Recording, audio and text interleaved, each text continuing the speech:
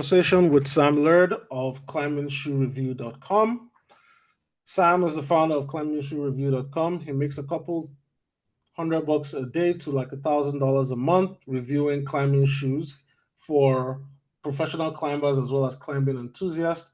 I'm pleased to have him on the conversation to talk a little bit about how he got into this side hustle of writing uh, rock climbing shoes reviews for climbing enthusiasts. So, with that said, Sam, welcome to the conversation. Thank you for having me. Awesome. So, Sam, tell us a little bit about how you got started with this side hustle. Yeah, so climbing has been a passion of mine for as long as I can remember.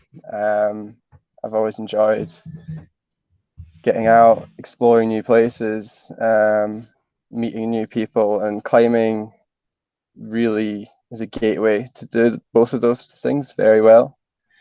I think it was about 2018, 2019, after I'd traveled Asia for a few months. I'd kind of realized the importance of being financially independent, or at least having some of my income being being controlled through my own means, if that makes sense. Okay. I'd seen a lot of my friends traveling, and inevitably having to end the travels and go back to a job. It was the same story, different individual. So I knew I wanted to do something I enjoyed and something that didn't feel like work. So I'd heard a lot of people talking about websites and hobby websites and blogging, this sort of general topic. So it was something I started looking into. My professional background is actually in social media and website management. So I was fortunate enough to come out of university and get a bit of experience in the website field, and managing writers and managing client websites. So that gave me quite a good basis of understanding of how to create a website and drive traffic to it. So yeah, end of 2019, I decided that it was time to try and make a side hustle for myself. And I settled on the idea of wanting to review climbing shoes. Like I say, this is my passion. It seemed to just go hand in hand. Okay. So when you say settled, it kind of indicates like you tried maybe something else before you went for your passion. Is that the case? So Okay. I've always, I think everyone, I imagine most of your readers will have dabbled with many, a hustle. So I've tried my fair share of things, the drop shipping, the Facebook ads, the email marketing. I'd done some private label goods that, were in hindsight just a waste of money, but it's all part of the fun and part of the journey. The business model of having an information site just seemed to make sense. The startup costs were very low. I already had quite a lot of expertise in this field. I'd been climbing for most of my life. I've already tested. I had a bunch of shoes in the cupboard. So, this moving into a content-based climbing website seemed to just be the logical step. Okay, so you already had a passion for it. You had some shoes and you got started. So now let's talk a little bit about what you currently do as your day job, because it seems you still work in the industry, right? You said you were maintaining social media sites and websites, correct? So actually, I actually stepped back at the start of this year and decided to just do a bit of traveling. The whole. Okay. I think for a lot of people, maybe not speaking for everyone, but for me personally, the having a side hustle was to become financially independent and be able to do what I want. And for me, that would be traveling and going to places like the Grampians right now and climbing and doing what I wanted to do. So yeah, I think it was about March, I stepped back. I had a couple of freelance clients managing social media. I was working for an agency as well, managing a couple of fairly big sites and pay-per-click campaigns and things like that. So yeah, I stepped back doing that at the start of this year and just focused on having a bit of fun for the foreseeable future. Okay. So does the website actually fund your lifestyle right now? Or you still have to do something else to bring in money?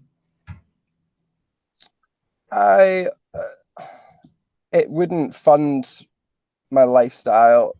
It generates enough revenue that it could, in theory, fund my lifestyle, but sucking too much income out of any business would be detrimental to its long-term success. The money, the revenue right now, the vast majority of it will go back into developing more content. Okay. So how much does the website generate every month? So it's quite a seasonal niche. So Okay. it'll clear about $1,000 every month. But obviously coming into Q4, it's prime buyer season. We're seeing, a lot more sales in the last month. And this is, I've had the site for 2019, so it's the same. You can see the same trend year on year. So yeah, it'll double its average revenue every month in Q4, and Okay. it'll go through the motions. Okay, so let's say for the first 9 months of the year, $1,000 a month, and then maybe the last 3 months, 2,000 or so a month, Yeah, right? Oh, okay, yeah, that makes a lot of sense. That makes a lot of sense because, like you rightly said, it's a seasonal business, right? yeah, yeah. And I mean, of course, there's spikes in the summer as well. People are coming out climbing. Okay. The Olympics, for example, climbing was had its first games debut in Tokyo 2023. The delayed games. So we saw a huge spike in traffic and people taking an interest in the sport. So as the sport develops and becomes more popular, the Popular. traffic inevitably increases on my site as well. Okay. So when it comes to getting the materials to review, how does that work? Do you like So spend some of the money you make to buy the send yeah, you so shoes to review? when I first started the site, I noticed there was a lot of people doing reviews, and people had clearly never used these shoes before, and that annoyed me. This is a subject I'm passionate about, and just you can see that the digital marketers are just pumping out poor quality content. So for me, it was always about somebody who had to write this review had to have used the shoe and tested it, and so that was the whole idea behind the site when it first started. So I obviously wrote all my own. Every shoe that was in the cupboard, they got slapped onto the website to launch. And then I started networking with climbers and reaching out to other people, who I knew had the experience to talk about their shoes. And we slowly started to get more authentic, real reviews like that. Going end of last year, I started, the revenue was starting to pick up enough where I could be buying 4 or 5 pairs of climbing shoes every month. Wow. And So how long did it take you to monetize to get money? Because if I'm not mistaken, you said you started writing 2019, right? So how long did it yeah, take you before you made your first dollar? And then when did you get to like the $1,000 steady state? yeah. The first dollar would have came relatively quick, within the first month or two. But Okay. $1,000 mark wasn't as easy to break, because mainly because climbing shoes rely on a very personal fit. You know, Okay. it's any apparel or footwear item does, but climbing shoes specifically are really, it's really important to get a good fit. So obviously there's quite a high return rate, and the Okay. site's only monetized by affiliate content. There's no sponsored content. Nobody's paying me to write these reviews. There's no Mm-hmm. adverts. I don't want my readers being hit with, a million ads before they can get the information they want. Yeah. So yeah, it's only monetized for better or worse through affiliate marketing right now. If somebody enjoys my content, they can support us and buy through our link. But obviously that inevitably Mm-hmm. leads to quite a high return rate, so it's about a 50% return rate. Oh, okay.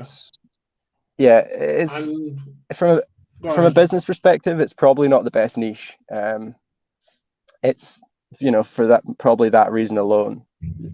Okay. But for my passion, it's I It's couldn't give it perfect. up. Yeah.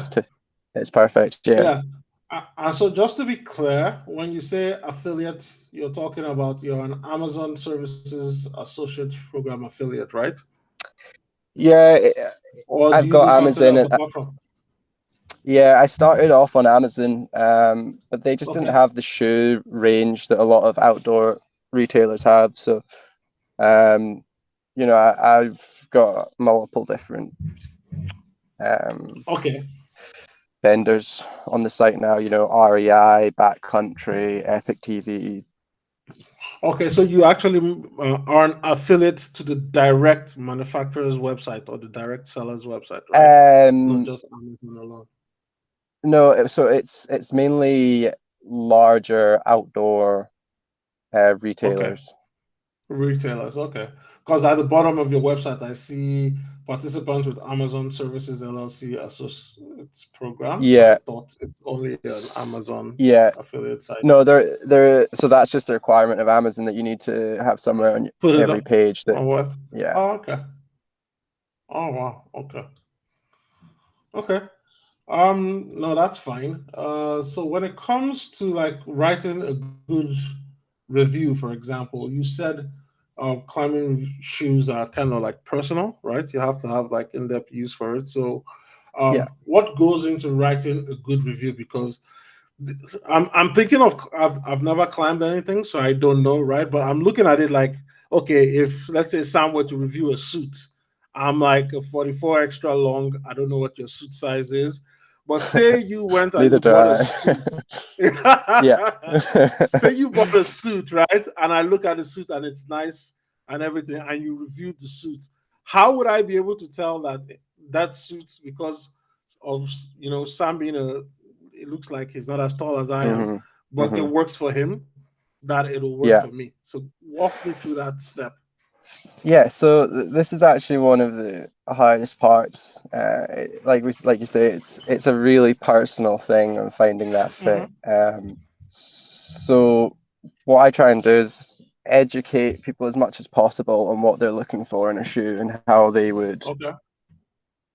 go about finding it. So one of our most popular articles is how do I size climbing shoes, and there's Mm. an article on how you should measure your foot, and then how this would relate to what size you would probably need to buy. There is a bit of trial and error in here, which is why Okay. I actually say to a lot of people, you're actually better getting 2 or 3 pairs, and it gives you a baseline comparison. Then I do this myself. It's not just a sales technique. I'll buy Hmm. 2 or 3 pairs from, if I'm buying it on the internet, I'll buy 2 or 3 pairs. I'll try on. It gives me an idea of which one really fits my foot better and which one doesn't. Um, and then I would just send back the ones that didn't make So the that cut. so that's why there's a 50% return rate because you still have to actually try. So what would that be? Definitely. So take for example, let's say it's a 7.5, right? Size 7 or size 8. Mm. So would you hmm buy like one half higher or Yeah, lower? So how would that work? yeah. I would just try and cover a range of, so Okay. like you say, I would cover. I think, for example, my Evolve shoes I bought recently. I bought a 44, a 44 and a Mhm. half, and a 45. and I would Okay. just try them all on, and it's the most micro adjustments that you're really looking for. It's all these little things make a big difference in the end. Mm. So yeah, so that's how somebody would size a climbing shoe. Um, Okay. they would also then try and look for, so before that step, you're actually probably looking for a shoe that has the sort of features and specifications that would help you climb the sort of terrain that your preferred climbing terrain. So, for example, a lot of climbers now are in the gyms. Um, Gym climbing's accessible. It's popular um, because of the Olympics, and it's just a fun thing to do in general. So most people will Mm-hmm. be looking for a shoe that will perform best in the gym. And these sort of shoes have specific characteristics. So we have an article where it can be like, this is our favorite gym shoes. Have a look. There might be one that fits your brand preference. We will say maybe if this is a wider looking, if this is a wider shoe in the forefoot, if it's a wider shoe in the heel, and then people can choose what model appeals to them. And like I said, they can then go and size that to suit. So now, who are the top climbers in the field? I'm trying to recall. I know there's a guy, um, Alex Honnold. He's a rock climber, right? Does he wear rock climbing shoes, or who are the top guys in the field? And does top level celebrity in the rock or climbing world actually Yeah, affect the type of shoes that climbing enthusiasts would want to wear? yeah. There's definitely going to be a a part of that. Like you say, somebody you idolize, you're probably going to want to use their shoes. Alex So, Honnold does so a it's lot of. like who's the Michael Jordan, for example? Remember, like back in the day when people wanted to wear Jordans because Jordan was wearing Jordans to play Yeah. basketball, right? So I guess that's kind of like the question. Yeah, so it's going to be Alex Honnold's the big name. He did his free Okay. solo movie. It blew up. He's the big name. Yeah. To the Yeah. climbers, most people say Adam Ondra is the best climber in the world. Okay. Um, but to the average Joe, it's going to be, if somebody starts talking about climbing, they'll say, have you seen this movie, Free Solo? This guy, Mm-hmm. Alex Honnold. He's the he's probably the poster boy for climbing, and rightly so. Um, but again, the shoes he uses is for climbing these big walls in Yosemite. So the shoe he uses isn't going to be the right shoe for somebody in the gym. So Jim. there's Yeah. gonna there's gonna be an element of you want to wear what your heroes are wearing, but so long as your heroes are climbing the same terrain as you, then Terrain. Yeah. um, yeah, it's going to come down to the type of wall or rock you're standing on is the best shoe for you ultimately. Okay. And when it comes to things like, going from, like, let's say somebody's just learning how to climb, they're going from Hmm.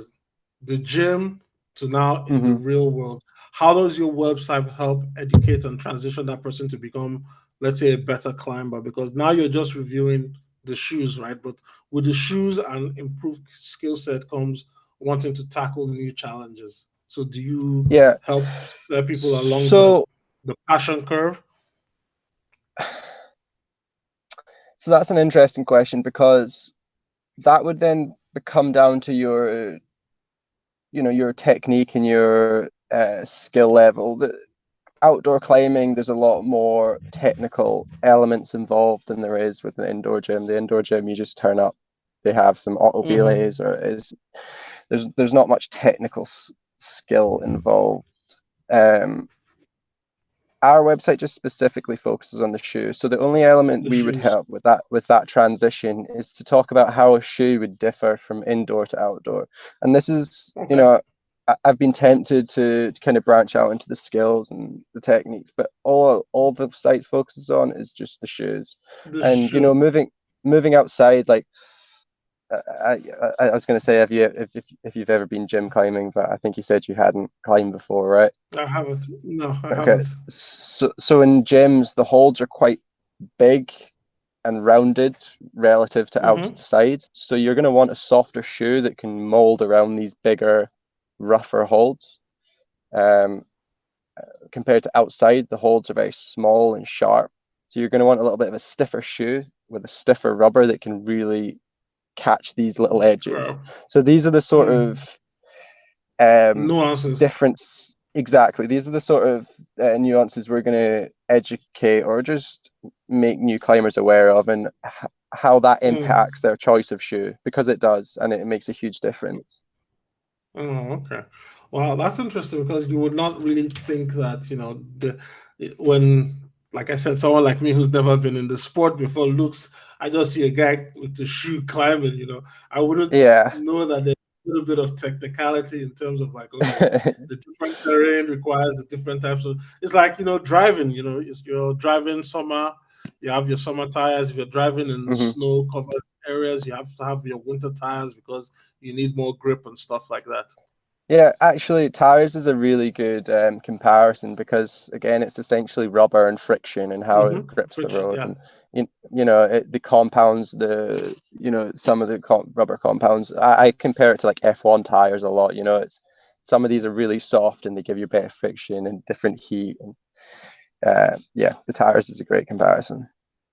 Okay. So now, if somebody wanted to start a kind of similar website to what you're doing, but not in the rock climbing space, because anybody can like have different passions, right? So hmm what are some of the first key steps that you think would be universal to anyone wanting to get into the same type of side hustle, maybe reviewing products for their Yeah, passion or hobby and trying to make a couple bucks off of it? Not necessarily yeah. like life changing money, but a couple bucks to be able to support the passion and the hobby. hmm Um, it's all going to come down to choosing the right topic, or niche, as they call it. Mm-hmm. Like I said, climbing shoes are actually, if you were going to look at this from a pure business perspective, isn't a good niche. The return rate's too Mm. high. The search volume's definitely increasing because it's becoming more popular. But when I started this site, it wasn't particularly popular. This was more just a way for me to have a bit of fun. So if Mm-hmm. somebody was going to start doing this, they're going to have to choose a good niche, a strong niche that has good search volume, but has a low level, a low enough level of competition that they're going to see some traction in the first year. A business model like this isn't a get rich overnight scheme. There's going to be, Mm. unless you're really aggressively growing a site with loads of content, you're not going to see much movement in the first year. Okay. If somebody wants to start this, they're going to have to choose a niche. Preferably, people, the general advice is go for something for your first site that you're passionate about, because, like I say, Mm. you're not going to see any movement for the first 6 months at least. So unless you're passionate about it, you're probably going to not carry on after the first few months. You're going to question, what are you Mm. spending? You come back from your job and you sit and write, and then Yeah. you do this for a year, and then eventually you start seeing some movement. Um, Choosing something that's going to maintain your interest for several years, and um, sticking with it. Like the key to success in this space, I think, is just having the consistency and the um, just being willing to stick with it, even if you're not seeing any success or movement. I think is key. I know a few people myself who have tried to start their own hobby sites, and the niche is good and their content's good, but the only reason that it failed was because they stopped doing it. They stopped writing after 2 or 3 months. Mm. Okay. So you would And say like how long? Just go until what if it you just doesn't need to make any keep money in a year or 2 years? but the thing is, if it's a passion, it's that If age it's a old passion, you will if keep doing it. if Yes. yeah, if you enjoy what you're Okay. doing, you never work a day in your life, or Yeah, whatever they say. You yeah. know? So you're not even thinking about the money. Okay. Honestly, I didn't care about the money when I started my site. I just Yeah. wanted to write about shoes, and it gave me such a good into the niche. Like that was such an Mm-hmm. important thing. Like brands reached out to me and said, "Hey, we've got some new shoes coming out. Can do you want us to send you some?" Great. Or I've spoken with athletes, like writing content for other climbing sites, and I've spoken with the Olympic athletes. I got to speak with some of them from writing for some content for other major climbing publications, and it's just if, like I say, if you enjoy what you do, then great. It rewards you in other ways apart from just like Exact the money. exactly. There's definitely more to life than money, although money is great also, so Yeah. Very cool. Well, Sam, my friend, thanks a lot for coming to tell us a little bit more about how to monetize a passion-driven website, and even if it's bringing in just a couple of thousand, at least it's able to like help you keep climbing and keep pursuing your passion. So that's yeah. always a good thing too, because sometimes some people just want to make sure that they can have something to fund, their hobbies, whether it's their passion like rock climbing, like you, or just to keep you doing the activity without having to like get extra money to pay for it. Yeah, definitely. And when I think focusing on the passion creates good quality content, and the good quality Mhm. content creates the success and the revenue that will generate, it all, to me, that all comes from just trying to just create the best quality content, and just having a real passion for what you're doing. And but maybe, I don't know, maybe we'll see in a few more years where we're at, if that was the right or wrong approach or not. Nah, I think it's fine, and of course, like you said, there are other ways to pivot and grow when you think you need to pivot and grow. So, of course, nobody knows what I call it, the end game of like. I'm sure manufacturers will keep making new climbing shoes. There'll always be more different terrains. Like I'm sure you haven't climbed in Africa in my hometown before, so Exactly. there might be another shoe that might work better there versus the ones you use in Australia. So there's a lot of Definitely, different yeah. ways it can still go until you exhaust all the content, and then who knows Oh what can yeah, happen from there. 100%. And there's always different channels to grow through. Like, I'm trying to create a bunch of YouTube content. Obviously video is huge right now, and the site needs, you can see the site, it's not great. There's a lot of improvement that needs to be done there, and so there's a lot of opportunity to branch out and grow in the future. Yeah, cool. Well, thanks a lot, man. Appreciate you taking the time to have this conversation with us today. Yeah, no problem, no problem. If there's anything else you want to know, just feel free to shoot me an email. Will do. End of recording.